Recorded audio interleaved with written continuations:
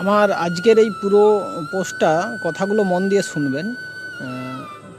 আমি Panskura super speciality হসপিটালে সকাল 10:30 নাগাদ যাই। আমার মা ভর্তি রয়েছেন, অপারেশন হয়েছেন। প্রতিদিনের ন্যায় যাচ্ছি, আমি বুধবার থেকে যাচ্ছি। তো আজকে হঠাৎ আমার বাইক থেকে কোনো এক ভদ্রলোক ভুল করে হেলমেটটি নিয়ে নেয়। তারপরে আমি যথারীতি ওখানে অ্যাসিস্ট্যান্ট সুপারের কাছে যাই। ম্যাডাম ছিলেন, ম্যাডামকে ধন্যবাদ দেব অনেক, এবং সেই সঙ্গে উনি আমাকে নিয়মাবলী বলেন। তো ওখানে স্পিকার যে থাকে হসপিটালে, সেই স্পিকারের মধ্য দিয়ে অ্যানাউন্স করা হয় যে হেলমেটটা যদি কেউ নিয়ে থাকেন দিয়ে যাবেন। তারপরে আমি আবার সুপারের কাছে যখন যাই, অ্যাসিস্ট্যান্ট সুপারের কাছে, উনি ছিলেন না ম্যাডাম। তারপরে সুপারের কাছে যাই, সুপার মহোদয় আমাকে নিয়মাবলী বলে, আমি সেই মতো লিখিতভাবে দেবো বলে নিচে এসেছি।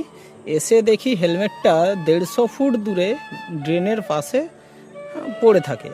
তো যিনি নিয়েছিলেন ধন্যবাদ, কিন্তু আপনি একটু যদি কষ্ট করে বাইকেই হেলমেটটা রেখে দিতেন খুব খুশি হতাম, বা যেখানে আপনাকে রাখতে বলেছিল অ্যানাউন্স করে সিকিউরিটি স্যাররা, ওখানে রাখলেও খুশি হতাম।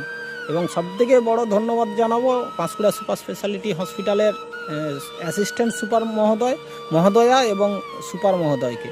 ওনাদের জন্য আমি পেয়েছি অসংখ্য ধন্যবাদ, এবং ওনাদের অনুমতি ছাড়াই এই পোস্টটি আমি করছি। ক্ষমা প্রার্থী তার জন্য।